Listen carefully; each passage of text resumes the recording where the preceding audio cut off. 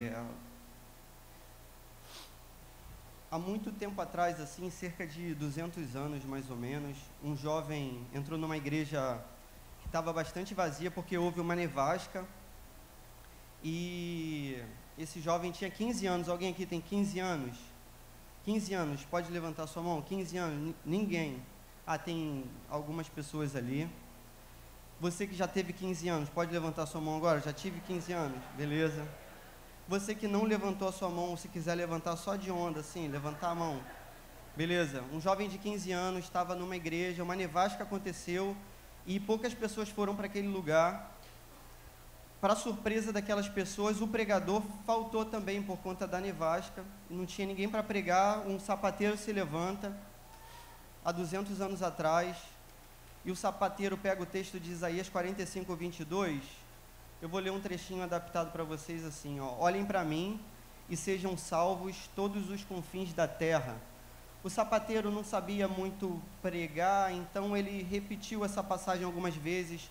Olhem para mim e sejam salvos todos os confins da terra. Olhem para mim, sejam salvos todos os confins da terra. E ele continua a dizer assim: não é necessário estudo, não é necessário olhar para si mesmo. Em você mesmo não há descanso. Olhem para mim, suando grandes gotas de sangue. Olhem para mim na cruz do Calvário. Olhem para mim morto e sepultado. Olhem para mim ressuscitado. Olhem para mim à direita de Deus. Em seguida, ele olha diretamente para o jovem de 15 anos e ele fala para o moço assim: moço, olha para Jesus, olha agora. O moço olha e continua a olhar, até que enfim ele enxerga, e uma felicidade indizível toma conta do coração dele e da alma. Naquele dia, Charles Spurgeon tinha nascido de novo. Há 20 anos atrás, mais ou menos, eu entrei num lugar como esse, que pregava a palavra, e eu não tive coragem de entrar, mesmo assim, passar da porta. Eu fiquei algumas semanas na porta, sem querer me sentar. Então, se você, de repente, está aqui convidado, está achando, né, esse clima diferente, se você se sentou aí, saiba que você é mais corajoso do que eu. E durante alguns domingos na sequência, eu ouvi um pregador da palavra que não fazia muita graça, tipo eu tento fazer, e não fazia um texto muito, de repente, atraente, contextualizado. As palavras que ele usava, às vezes, eram palavras até um pouco difíceis para um jovem de 15 anos como eu compreender na época. Mas o evangelho era pregado de verdade e de todo o coração. E eu fui ouvindo aquelas palavras, cara, e Jesus foi tocando no meu coração. A obra que a gente tem que fazer é uma obra que não depende da gente. Essa obra depende exclusivamente do Pai. E o Pai nos convida amorosamente a participar dessa obra. Há um privilégio diante de nós, que é a possibilidade de participar dessa obra maravilhosa. Há 15 anos atrás, então, eu nasceria de novo e minha vida seria transformada. Talvez você já tenha passado por uma experiência como essa. Tudo fica diferente. Tudo que você pensa é Jesus Cristo e a cruz do Calvário. Tudo que você pensa é na vontade dEle, na palavra dEle. Tudo que você pensa é no coração dEle, naquilo que o agrada. Tudo que você pensa é dedicar a sua vida completamente. Tudo que você pensa é vender tudo que você tem e dar aos pobres e segui-lo. Tudo que você pensa é entregar todos os segundos da sua vida. Tudo que você pensa é viver pertinho, o mais pertinho possível. E, se possível, reclinar a sua cabeça sobre o peito de Jesus. Tudo que você pensa é isso. Se em algum momento da sua vida, cara, isso não aconteceu contigo, essa palavra é para você. Se em algum momento da sua vida isso já aconteceu contigo, essa palavra é para você. A gente vai abrir o Evangelho na narrativa de Mateus, capítulo 16. Mateus vai contar a vida de Jesus. No capítulo 16, a gente vai fazer a leitura do verso 13 em diante até o verso 18. Quero te convidar a abrir a sua Bíblia. Se você puder acompanhar, por favor. Eu vou falar desse texto, devo falar de outros textos. Gostaria que você ficasse completamente aí atento à leitura. Eu vou fazer uma leitura sequencial, ó, Mateus 16, 13. Vou fazer uma leitura sequencial Aí depois eu vou tentar voltar e explicar parte a parte. Todo mundo achou? Alguém achou? Amém. Diz assim a palavra de Deus: chegando Jesus à região de Cesareia de Filipe, perguntou a seus discípulos: quem os outros dizem que o Filho do Homem é? Eles responderam: alguns dizem que é João Batista, outros Elias, e ainda outros Jeremias ou um dos profetas. E vocês? Perguntou ele: quem vocês dizem que eu sou? Simão Pedro respondeu: tu és o Cristo, o Filho do Deus vivo. Respondeu Jesus: feliz é você, Simão, filho de Jonas, porque isto não lhe foi revelado por carne ou sangue, mas por meu Pai que está nos céus. Eu lhe digo que você é Pedro, e sobre esta pedra edificarei a minha igreja, e as portas do Hades não poderão vencê-la. Amém? Ó, essa passagem é para dizer um amém aí com vontade. Amém? Amém. Nossa vida depende dessa passagem, tudo bem? Então, olha só, queria que você voltasse para o verso 13, por favor. Vou tentar explicar o contexto anterior, próximo, e a gente tentar tirar o máximo de proveito, assim, nas minhas limitações desse texto. O que acontece momentos antes desse texto? Jesus, ele vem pregando a palavra de Deus, e ele vem curando uma multidão de enfermos, e ele vem mostrando sinais e maravilhas, e coisas extraordinárias realmente acontecem. Tem um momento que ele vai multiplicar pães e peixes, e aqui a gente está no momento seguinte, a segunda multiplicação de pães e peixes. Jesus multiplica pães e peixes pela segunda vez, e é um grupo de fariseus. Se você estivesse lendo, o início do capítulo, e acompanhar quem são os fariseus, um grupo religioso, uma religiosidade condenada por Jesus. Esse grupo se opõe a Jesus. Um grupo de fariseus resolve procurar a Jesus e pede para ele assim: poxa, se você é o Filho de Deus, manda para a gente um sinal do céu. E Jesus diz: não vai ter sinal. Pega os discípulos dele, entra no barco e se retira para o outro lado do mar, para essa região aqui chamada Cesareia de Filipe. Tudo bem? No caminho, ele fala para os discípulos assim: vocês têm que tomar cuidado com o fermento dos fariseus e dos saduceus. Tem uma passagem que diz fermento dos fariseus e de Herodes. E aí a gente chega finalmente ao verso 13. Então, percebe, diz assim no verso 13, chegando Jesus à região de Cesareia de Filipe, perguntou aos seus discípulos: por que ele chega a essa região? Porque ele se retira com os seus discípulos. É o que a gente está fazendo aqui, tudo bem? A gente está num retiro.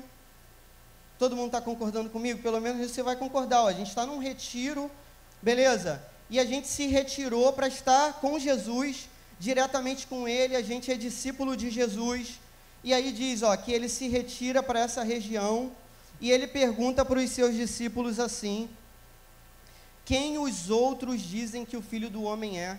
Aqui há certamente uma comparação entre outros e eles, e aí os discípulos vão se encaminhar a responder aquilo que Jesus tinha perguntado: quem que os outros dizem que eu sou? Meu amigo, não há nada novo debaixo da terra, beleza? O que está debaixo do céu, em cima da terra, debaixo da terra também não deve ter nada novo. O que Jesus está dizendo para a gente aqui é o seguinte: tem no nosso contexto uma galera que tem um discernimento sobre quem seja Jesus, e criam um juízo sobre quem seja Jesus, e uma definição de Jesus, tudo bem?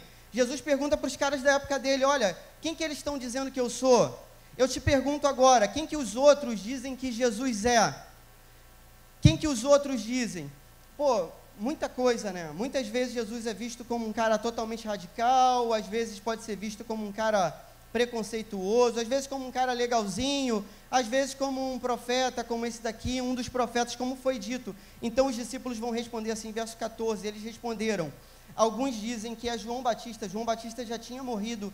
Então, para você ver o absurdo da resposta do povo, as pessoas, os outros, falam absurdos sobre Jesus. A gente convive com isso, a gente ouve isso todo dia, a gente lê isso no Facebook. Esses dias eu li um cara falando de Jesus, cara, fiquei revoltado, mas aí resolvi não fazer nada. como muitas vezes a gente resolve não fazer nada. Então, eles respondem, João Batista, está acompanhando comigo? Você está lendo o texto aí? Outros Elias, porque havia essa concepção no povo judaico que Elias ia voltar. Jesus depois vai explicar que Elias teria voltado no mesmo poder, não era a mesma pessoa, mas na figura de João Batista, e outros ainda, Jeremias e qualquer outro profeta. Ou seja, Jesus é um cara até legal, mas Jesus não é exatamente quem ele é. Jesus é sempre identificado com outra pessoa. Os discípulos de Jesus foram gentis. Se você olhasse no capítulo 12 do Evangelho de Marcos, você ia perceber que outras respostas já tinham sido dadas a respeito de Jesus. No capítulo 12, os fariseus veem Jesus operando milagre e dizem assim, ele não opera milagre senão pelo príncipe dos demônios. É o próprio Beelzebu operando milagres aqui na nossa frente. Ou seja, Jesus já tinha sido chamado de príncipe dos demônios, já tinha sido chamado de Beelzebu, e os discípulos omitem essa passagem, talvez por respeito, tudo bem, uma certa gentileza ali pela figura dele. Ao mesmo tempo, nesse mesmo trecho, esse trecho é importante para a gente compreender isso aqui, eu não estou retomando uma passagem à toa, a questão é a seguinte, quando os homens chamam Jesus de príncipe dos demônios, ele usa um argumento assim, todo reino dividido contra si mesmo não subsistirá, toda cidade ou casa dividida será destruída. Jesus faz uma comparação de um reino, o reino das trevas, beleza, e esse reino é reino ou cidade ou casa. Isso tem tudo a ver com o texto que a gente leu, por mais que num primeiro momento a gente não tenha reparado. Jesus avisa para a gente que o reino das trevas muitas vezes é um reino totalmente unido, e certamente é unido. Está compreendendo o que eu estou falando? O reino das trevas é unido, tudo bem? Jesus continua e pergunta para os discípulos assim, e vocês? Perguntou ele, verso 15, está acompanhando? Quem vocês dizem que eu sou? Agora um contraste, quem os outros dizem, os outros já disseram muita coisa, os discípulos selecionaram só coisas legais, mas não o suficiente. Agora, quem vocês dizem que eu sou? Jesus está perguntando para você essa noite, quem você diz que ele é? Jesus está perguntando para os discípulos essa noite, quem vocês dizem que eu sou? Repare, o verbo aqui é dizer. Jesus não pergunta assim, quem que vocês acham que eu sou? Quem vocês pensam que eu sou? Tudo bem? Essa fala, hoje no nosso contexto, é até afrontosa, né? Quem que você pensa que eu sou, né? Você sabe, né? Com quem que você está falando? Jesus diz assim, quem vocês dizem que eu sou? Conseguiu compreender? Não é uma questão de pensamento, não é uma questão teórica, não é uma questão que fica só na intimidade do ser, não, é algo declarado, professado, divulgado, espalhado, falado, gritado, se possível, como o cego de Jericó, Jesus, filho de Davi, tem compaixão de mim. Consegue compreender? O texto continua. Simão Pedro respondeu, tu és o Cristo, o Filho do Deus vivo. Simão se levanta como representante dos discípulos, discípulo de Jesus, nesse momento, diz que Jesus é o Cristo, o Filho do Deus vivo. Jesus diz para ele no verso 17, respondeu Jesus, feliz é você, Simão, filho de Jonas. A palavra feliz aqui tem o mesmo significado da felicidade, é a mesma palavra que Jesus usa em Mateus 5, para falar das bem-aventuranças, bem-aventurados pobres de espírito, bem-aventurados os que choram, bem-aventurados, a mesma felicidade, uma felicidade completamente diferente da felicidade cultural, uma felicidade completamente diferente de uma felicidade momentânea, uma felicidade eterna, é colocada agora sobre os ombros de Pedro, tudo bem? Feliz é você, Pedro é bem-aventurado, feliz é você que reconheceu que Jesus é o Cristo, Filho do Deus vivo, feliz sou eu, aleluia. O texto continua, feliz é você, Simão, filho de Jonas, porque isto não lhe foi revelado por carne ou sangue, mas por meu Pai que está nos céus. Pedro não tem nada nele mesmo que o torne feliz, senão aquilo que o faz feliz, que parte do Pai que está nos céus, tudo bem? É Deus que o torna feliz e plenamente feliz e eternamente feliz, então, para sempre. Porque isso foi revelado pelo Pai, isso é revelado pelo Pai. Por mais que eu grite, por mais que eu tente, por mais que eu force, isso é revelado pelo Pai. Isso foi revelado pelo Pai para o nosso coração. Não é técnica, não é estratégia, não tem jeitinho. É o Pai que revela essa verdade para a gente, aleluia. Aleluia, aleluia. A gente é reformado, é o Pai que revela, aleluia. O texto continua, verso 18. Eu lhe digo que você é Pedro, e sobre esta pedra edificarei a minha igreja, e as portas do Hades não poderão vencê-la. Toda vez que fala assim, respondeu, aqui tem um verbo só de fala, mas no texto original mesmo tem vários verbos, então é assim, respondeu Pedro e disse, só que fica redundante na língua portuguesa. É claro que aqui está tendo uma forçação para a gente perceber que esses caras estão declarando. Jesus não pensa. Jesus podia ter pensado, guardado para o íntimo dele. Pô, Pedro é feliz, que maneiro. Não, ele declara. Pedro podia ter só pensado, não. Ele declara, tudo bem? Olha o que Jesus diz. Olha que coisa maravilhosa. Verso 18. Sobre esta pedra edificarei a minha igreja.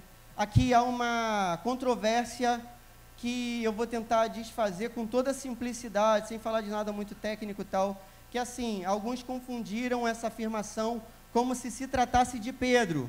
Jesus faz um jogo de palavras, tu és Pedro, aí, poxa, é a mesma raiz da palavra pedra. Em português é assim também, né? Tu és Pedro, sobre esta pedra edificarei a minha igreja. Alguns entenderam que, poxa, estava falando de Pedro que era o cara, que ia ser o principal da igreja, ia edificar, etc. A tradução aqui é bastante clara para a gente, olha, Jesus não diz assim, você é Pedro, sobre você edificarei a minha igreja. Eu entendi, eu não sou bobo, eu entendi, pô, você é Pedro, sobre você edificarei a minha igreja, no original Pedro é pedra, então, pô, você é pedra, sobre você edificarei a minha igreja. Não, tu és Pedro, e sobre esta pedra, a pedra certamente é a declaração que Pedro faz, tudo bem? Poxa, para tirar toda a dúvida, se você abrisse o capítulo 4 do livro de Atos, que é o segundo sermão de Pedro, você ia reparar que Pedro mesmo diz que ele não é a pedra. No segundo sermão dele em Atos, ele vai dizer assim, a pedra que os construtores rejeitaram, está falando de Jesus. Jesus é a pedra, tudo bem? Aqui essa declaração sobre Jesus é a pedra. Esse reconhecimento, tu és o Cristo, o Filho do Deus vivo. Antes de analisar o finalzinho do verso 18, eu vou continuar. Aí Jesus diria assim, a chave dos céus vai ser dada, tudo mais, e advertir os discípulos para não falar nada sobre isso. Essa advertência de Jesus, para que eles não dissessem que Jesus era o Cristo, o Filho do Deus vivo, tinha um prazo de validade. Até a cruz do Calvário, depois da cruz, depois do Pentecostes, os discípulos iam ter que anunciar essa mensagem. E se você abrisse Atos 2, a gente vai abrir depois, a gente vai ver que Pedro anuncia justamente essa mensagem. No finalzinho do capítulo 16, Jesus prediz a sua morte. Então, para você finalizar a compreensão, a gente começar com a aplicação e aquilo que vai tornar talvez o texto mais claro. A questão aqui é a seguinte, Jesus diz assim, ó Pedro, você falou essa frase, tudo bem? Tu és o Cristo, Filho de Deus vivo, isso foi revelado. Essa frase é verdadeira, isso é a verdade do Evangelho. No entanto, o Evangelho não acaba aqui. A gente não vai ficar juntinho aqui direto. O que vai acontecer é que Jesus vai morrer na cruz e ele vai avisar isso para os discípulos. Aí logo nesse momento seguinte, se você leu a Bíblia, você vai lembrar que Pedro é o primeiro a se levantar e dizer assim, que isso? Pô, não fala uma história dessa que você vai morrer crucificado. E Jesus diz para ele assim, para trás de mim, Satanás. Beleza? Jesus fala para Pedro, para trás de mim, Satanás, tu és pedra de tropeço. Percebe? Pedro não é a pedra que a igreja é edificada. Nesse momento, Pedro ainda é pedra de tropeço. Pedra de tropeço. A pedra é Jesus Cristo. Jesus está só avisando assim, Pedro, sua afirmação está verdadeira, você tem que saber. A partir de agora, Jesus começa a falar isso, eu vou morrer na cruz. Você tem que saber disso antes de ver a transfiguração, que é o que vai acontecer depois. Eu vou morrer na cruz, eu vou morrer na cruz, mas ao terceiro dia eu vou ressuscitar. Ninguém tira a minha vida de mim, eu mesmo a dou em favor dos meus amigos. Você é amigo de Jesus, aleluia. Verso 18 de novo, para encerrar esse primeiro momento. Agora você começa a ficar distraído, presta atenção. Eu lhe digo que você é Pedro, sobre esta pedra, ou seja, a afirmação: edificarei a minha igreja, as portas do Hades não poderão vencê-la. Pô, que porta é essa, cara? Jesus faz uma imagem muito curtinha aqui. Ele diz as portas que não podem vencê-la. A palavra Hades, se você olhar na nota de rodapé, você vai perceber que pode ser sepulcro, profundezas, inferno, morte, tudo bem? Na época de Jesus não tem avião, não tem carro, o que tem porta é cidade ou casa. Jesus se lembra daquela passagem em que ele foi chamado, muito provavelmente, de príncipe dos demônios, e agora os discípulos dizem que ele é o Cristo, Filho do Deus vivo. Ele diz que as portas do inferno, como se o inferno fosse uma cidade ou uma casa, prestes a ser invadida. Percebe? Às vezes a gente, como cristão, é bastante tímido e medroso. Às vezes a gente olha para a realidade e a gente vê o inferno avançando, e o reino de Deus parece que não está. Mas Jesus afirma para a gente que as portas do inferno não são mais fortes. Se você olhar a nota de rodapé também, vai dizer que pode ser traduzido assim: as portas do inferno não são mais fortes do que essa invasão da igreja. Está conseguindo compreender?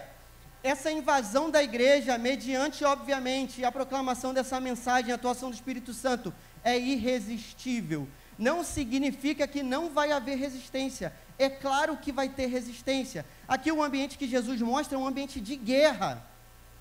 Uma guerra estabelecida, uma cidade fortificada, fechada, trancada por portas.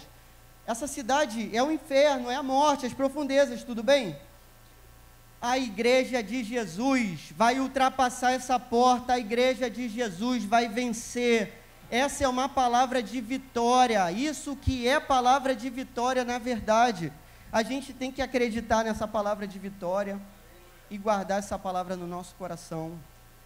Cara, olha que coisa maravilhosa. Aqui, né, eu não estou querendo ser triunfalista. A palavra de Deus é um discurso de triunfo na verdade. Beleza, lê a Bíblia toda, lê Apocalipse, a gente fica vendo assim, poxa, agora, né, quando você lê pela primeira vez, aí você vai ver no finalzinho de Apocalipse, você pensa assim, pô, agora vai ter uns 10 capítulos de guerra, e aí a igreja, pô, até vencer no final, nada, cara, rapidinho Jesus vence, tudo bem? E a coisa acontece, nossa vida é como um sopro, a vida é assim. Está conseguindo compreender essa imagem?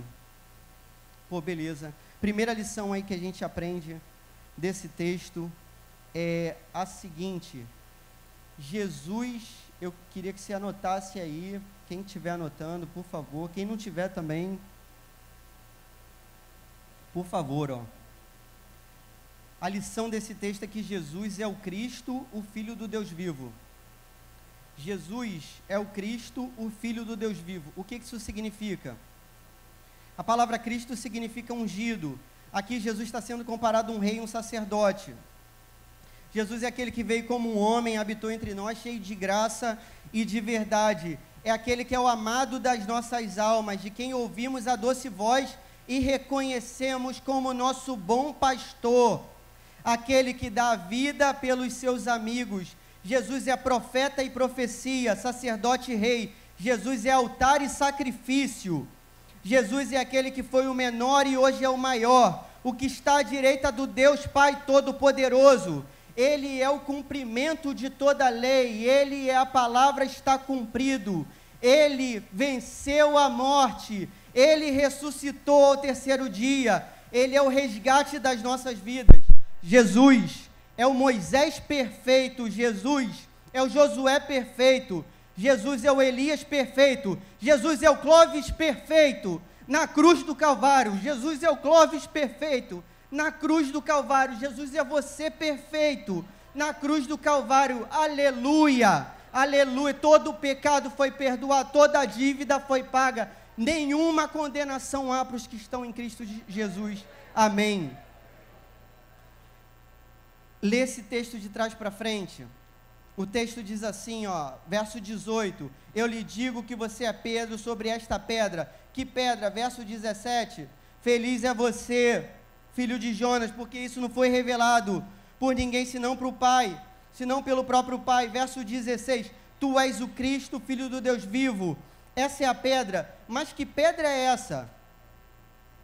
Verso 15, e vocês, perguntou ele, quem dizem que eu sou? A gente lê esses textos separadamente, a gente pega essa frase, que é uma frase muito maneira, tu és o Cristo, filho do Deus vivo, ou, as portas do inferno não vão prevalecer sobre a igreja. Mas que igreja? É a igreja edificada pela enunciação, pela proclamação dessa verdade. Quem vocês dizem que eu sou? Quem vocês dizem que eu sou? Uma igreja que se cala, é uma igreja que não avança. Tudo bem? Primeira aplicação. Confesse essa verdade hoje. Confesse essa verdade agora. Não adianta isso valer para a vida dos outros, tem que valer para a nossa vida. A dúvida que tem que estar no nosso coração é essa: eu nasci de novo. Eu ouvi essa palavra e tudo se transformou no meu coração. Eu nasci de novo. Aquele que não nascer da água e do Espírito, aquele que não nascer de novo, não verá o reino de Deus.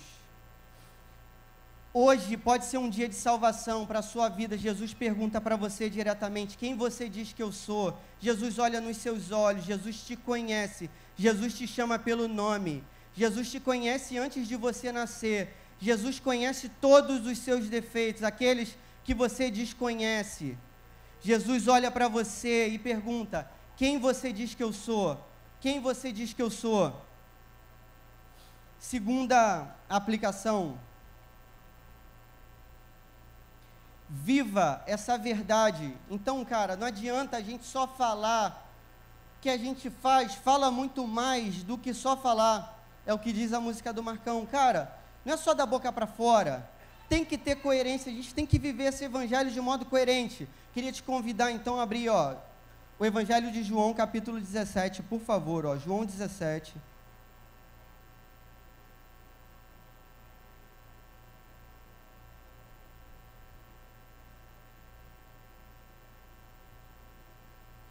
João 17, verso 21. Quando a Bíblia diz assim, aquele que me confessar diante do Pai, aquele que me confessar diante dos homens, eu confessarei diante do Pai. Você está lembrando? Você está lembrando que Paulo diz também assim, que a gente deve confessar com a nossa boca, com a nossa língua e crer no nosso coração. Beleza? Não é somente confessar. Cara, naquela época, você confessar, você tinha um risco de morrer. Tudo bem? Para a gente hoje confessar, a gente pode confessar tão baixinho que ninguém ouve. João 17, verso 21. Está acompanhando comigo?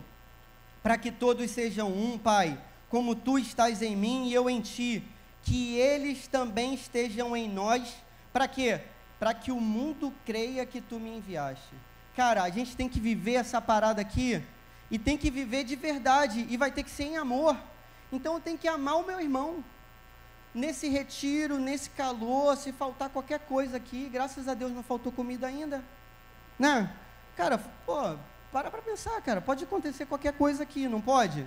A gente está numa onda aqui, cara, Deus está diante da gente, a gente está ouvindo a palavra dele, e se faltar comida, a gente vai se alimentar de quê? Do pão da vida, não é isso? O que Jesus fala para os discípulos dele? Eu tenho um alimento que vocês não conhecem, é fazer a vontade do meu Pai. Fazer a vontade de Deus nos alimenta, é isso que tem que nos motivar. Então a gente vai ter que orar um pelo outro, a gente vai ter que chorar um pelo outro, a gente vai ter que se alegrar um com o outro também, tudo bem? A gente vai ter que viver em amor. Jesus está falando, não sei se você está entendendo o que eu estou querendo dizer, vou tentar ser bem mais claro.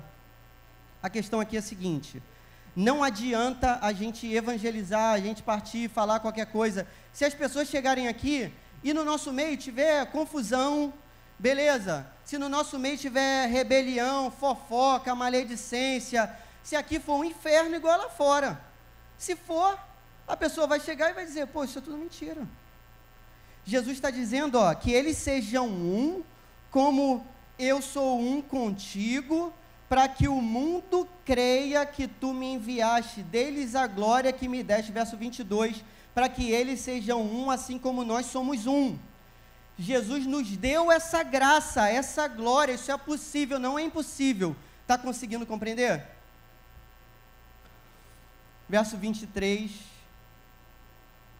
eu neles e tu em mim, que eles sejam levados à plena unidade, para que o mundo saiba que tu me enviaste e os amaste, como igualmente me amaste. O mundo só vai saber se essa parada é de verdade, que a gente proclama, se proclamar, se a gente viver esse evangelho em amor. Tudo bem? Terceira aplicação aí para a gente finalizar. Espalhe essa verdade. Espalhe essa verdade. Assim como Pedro, em Atos 2, 36, 47, Pedro vai fazer um sermão que eu li na minha casa, cronometrado. Sim, Pedro falou 3 minutos. Eu li em média, beleza? Li como se eu fosse Pedro. Eu às vezes me acho importante pra caramba. Não sei se isso acontece contigo. Aí Deus me dá logo um... Não vou dizer o que Deus faz não, né? Que estou com medo de pecar. Então Deus faz alguma coisa na minha vida, me sacode. A mesma coisa que eu faço com meu filho. Deus me trata como filho, tudo bem? E me pega no colinho e balbucia suas palavras como foi dito hoje de manhã. Então, Deus me chama para o meu lugar. Olha só, Atos 2, abre aí. Já que você está com tempo, a gente está no retiro, não é isso? Você não tem nada para fazer depois daqui. Você não vai para casa, não vai pegar carro, não tem que ficar com medo de trânsito, violência. Olha que maravilha. Cara, melhor que isso não tem. Segue o baile, não é isso? Ó, Atos 2, 36, Atos 2, 36. Quem achou aí, diz um amém aí. Beleza. Portanto, Pedro está concluindo o sermão dele. Olha o que Pedro vai falar. Que todo o Israel fique certo disso.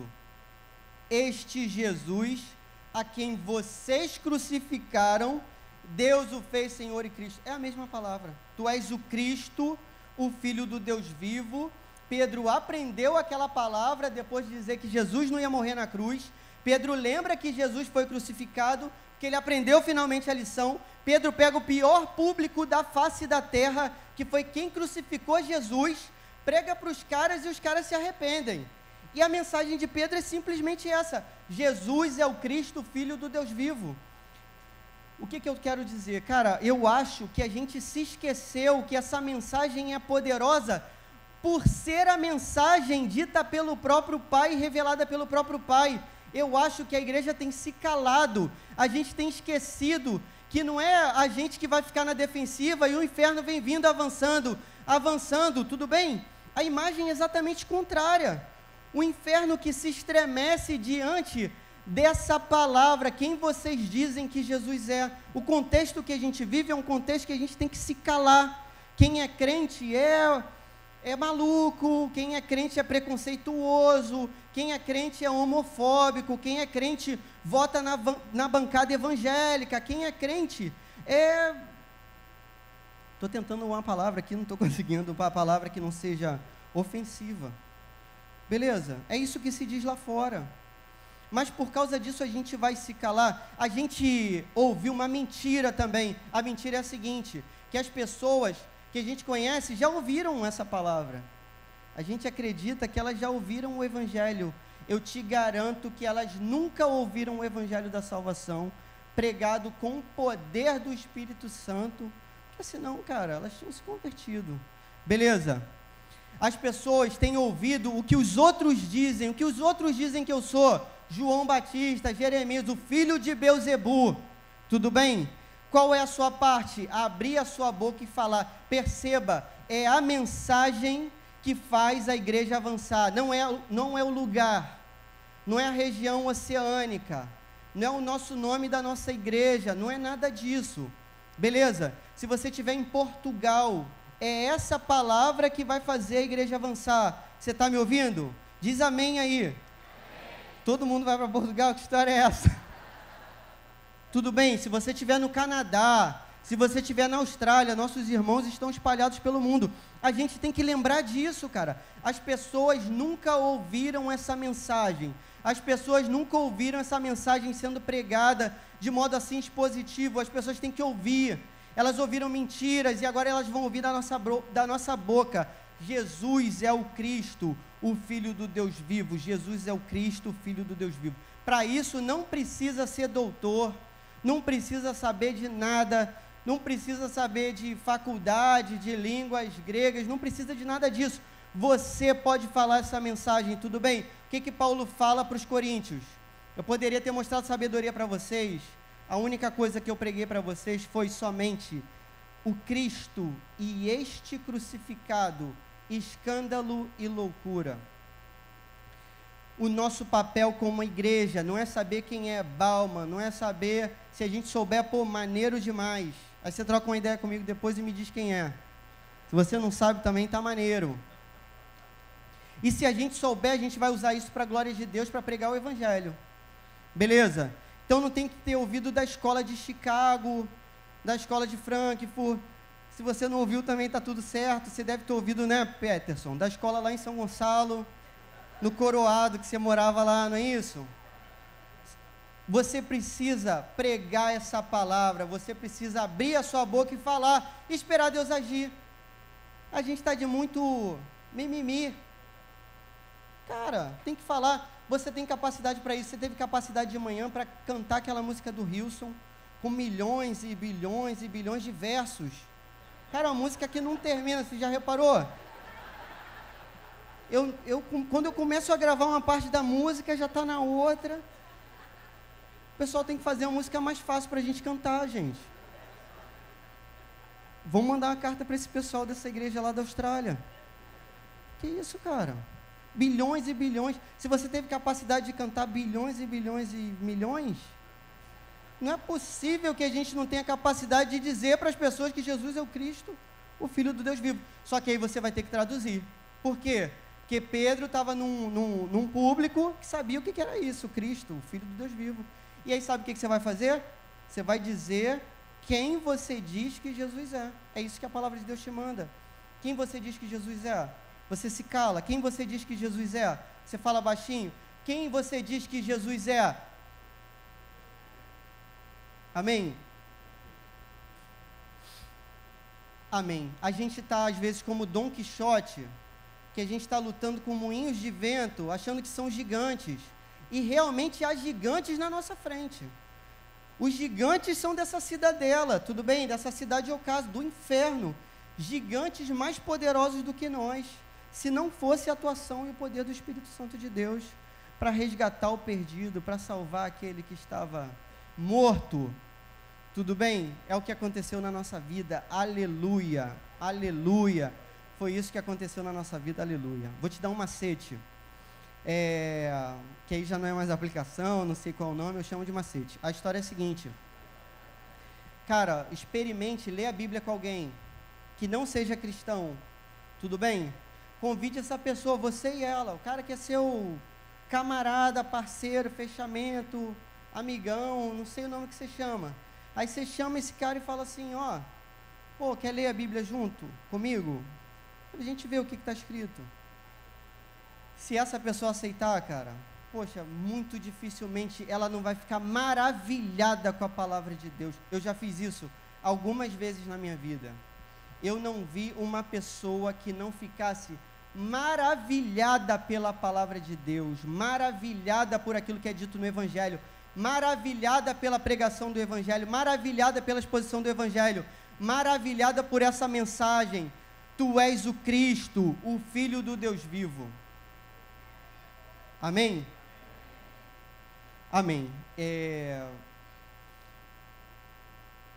Tem um filme que eu acho muito legal, para finalizar, já estou no final aí, já estou nos acréscimos aí, falta só o juiz apitar. Tem um filme que eu acho muito maneiro, que é A Lista de Schindler. Não sei se alguém já viu, é um clássico, tem 4 horas, se você não quiser perder as 4 horas, me ouve que eu vou te contar o final do filme agora. Né? Se não, tapa os ouvidos aí. que eu não vou ficar chateado, não. Cara, tem uma cena final do filme, a cena é dramática demais. É assim, o Schindler, ele salvou centenas de vidas de judeus que seriam mortos no Holocausto na Segunda Guerra Mundial. E aí, os operários da fábrica, né, que ele sustentava, tal, se levantam e falam com ele assim, ó, aqui está todo mundo que você salvou, tem 1.100 vidas aqui diante de você. A gente assinou um documento dizendo, né, a sua obra, e, poxa, você tem que se orgulhar disso. O Schindler, ele olha para um carro que ele tinha, e desesperado, ele diz assim, meu Deus, quantas vidas seriam nesse carro? Quantas vidas a mais? Quantas vidas? Talvez 12 eu compraria com o dinheiro desse carro. Talvez 10 eu compraria com o dinheiro desse carro. Ele olha para um pingente que tem no bolso dele e ele diz, meu Deus, que desperdício de dinheiro. Quantas vidas eu poderia ganhar com esse pingente? Talvez 2, talvez uma vida, talvez mais uma vida, talvez mais uma vida. No final das contas, meu irmão, a gente vai olhar para trás e é bem possível que, quando a nossa mente for esclarecida, que a gente se arrependa muito mais profundamente do que esse homem. Quantas vidas passaram pela nossa vida, quanto sangue nas nossas mãos, quantas vidas, quantas vidas. A salvação ali que o Schindler trazia era para uma questão humana, a gente está falando de eternidade, isso é muito maior, muito melhor. Cara, esse é o tesouro escondido no campo. Aquele que o encontra faz o quê? Vende tudo que tem com alegria e compra o tesouro com alegria. Entende? A gente vai olhar para o nosso carro e a gente vai chorar quando a gente olhar para o nosso carro arrependido de não ter usado aquilo ali para a glória de Deus de alguma forma. Os bancos vazios do nosso carro para a gente ir para a igreja e voltar. O desperdício de dinheiro no nosso extrato de cartão de crédito. O desperdício da nossa vida e de tempo, o tempo desperdiçado, quantas chances, quantos retiros, quantas vezes mais, quantos anos. Foi falado aqui sobre Apocalipse, a igreja que, né, aí as igrejas da Ásia, as 7 igrejas, todas elas morreram. Cara, um dia a gente vai morrer, isso é certo, e um dia a nossa igreja vai morrer. A igreja de Jesus não, a igreja de Jesus vai permanecer para sempre. Quantos amigos vão te reconhecer no céu e vão te receber no céu? Quantos amigos? Abre a tua boca e fala. Abre a tua boca e fala. Lembre-se da parábola do semeador. O semeador faz o quê? Lança semente. A gente está muito preocupado, prepara muito o terreno. A gente ora a Deus para ver se está na hora de falar. Que história é essa? Claro que está na hora de falar. Cara, Deus te mandou falar, você é carta viva. Deus te mandou falar, te chamou para isso. Abre a tua boca como profeta e fala. Entende? Você está fazendo uma oração que não tem sentido. A gente tem que falar, a gente tem que lançar a semente. A gente não tem que ficar pensando que a semente vai cair fora. E a ave do céu vai lá pegar e que a outra semente vai cair no terreno pedregoso e a outra pode nascer espinho. O que o semeador faz? Responde para mim, o que o semeador faz? Lança semente. O semeador lança semente, esse é o trabalho dele. E o que ele faz depois? Espera a semente brotar. Espera em Deus, porque ele não pode fazer mais nada. É Deus que vai fazer essa semente brotar. É Deus que vai fazer a gente render frutos. É Deus que vai fazer a gente trazer isso para a honra e glória dele. A gente vai fazer com alegria e com amor. Lança semente, irmão. Deus te deu uma bolsa cheia de semente. A gente tem que lançar essa bolsa. Quem diz isso é o Ronaldo Lidório. A gente tem que lançar essa bolsa até a última semente ser lançada, seja com dor, com suor, com sangue, com lágrima, doente, a gente vai lançar essa semente até que a última seja lançada. E quando a última for lançada, a gente vai ver o nosso Deus face a face. Face a face, a gente vai conhecer esse Deus como a gente é conhecido. Quando essa última semente for lançada, o nosso coração vai se encher de gozo e não de arrependimento. Antes de orar, eu queria te fazer um desafio. Como a gente está num retiro, eu queria te propor o seguinte, que você se colocasse em oração. Eu vou ficar em silêncio durante 1 minuto, e eu quero que você coloque 2 vidas que Deus colocou no seu coração, como aquelas que você vai pregar o Evangelho durante esse ano. Tudo bem? Você entendeu o que eu falei? Todo mundo que está aqui entendeu o que eu falei? fechar os olhos, pedir para o Espírito Santo te mostrar 2 vidas, cara. Se 2 vidas, imagina, ano que vem um retiro com 3 vezes mais pessoas, tudo bem? 2 vidas que Deus vai colocar no seu coração. A gente tem 1 minuto para orar, e aí eu vou orar contigo para a gente finalizar.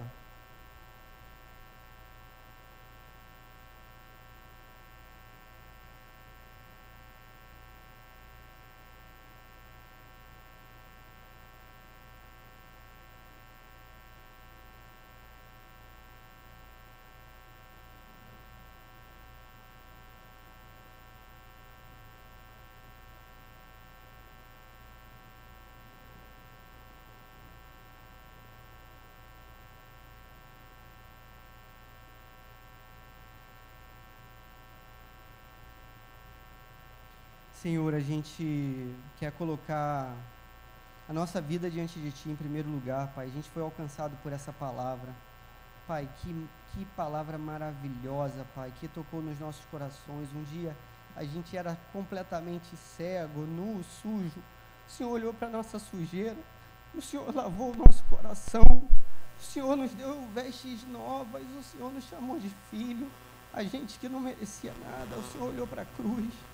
Aleluia, a gente te louva, Pai, por todo o sangue derramado, por cada palavra de Jesus. A gente te louva pelo Evangelho que está diante da gente. A gente te louva por mais um ano que o Senhor permite que a gente esteja aqui como igreja. Pai, que essa palavra esteja no nosso coração, Pai, como uma verdade. Que a gente primeiro entregue a nossa própria vida, Pai. Eu me entrego mais uma vez, entrego tudo para o Senhor, Pai, em nome de Jesus.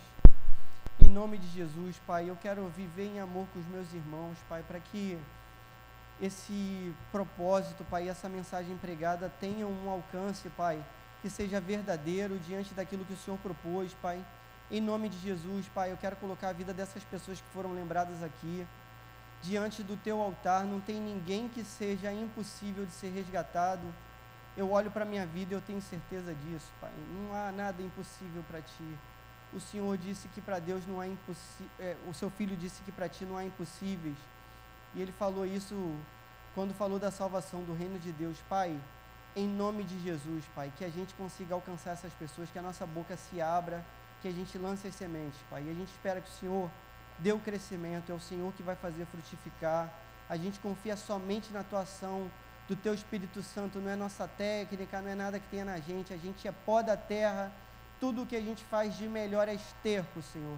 Em nome de Jesus, a gente sabe que é o Teu poder, a Tua palavra, a Tua mensagem que converte. Pai, em nome de Jesus, salva essas pessoas, Pai. Livra do inferno, Pai. Não deixa mais sangue ser derramado nas nossas mãos. Pai, faz a Tua igreja avançar mais uma vez, Pai. Quando a Tua igreja é perseguida, Pai, os irmãos compreendem o valor dessa palavra, Pai, que Jesus é o Cristo, Filho do Deus vivo. Pai, que a gente acorde no nosso país, que a gente acorde como igreja, que a gente leve para outros países também essa mensagem, Pai. Em nome de Jesus, que seja uma mensagem de salvação para essas pessoas, assim como foi na nossa vida, Pai. Eu te louvo por esse dia, te agradeço, Pai, em nome de Jesus, amém.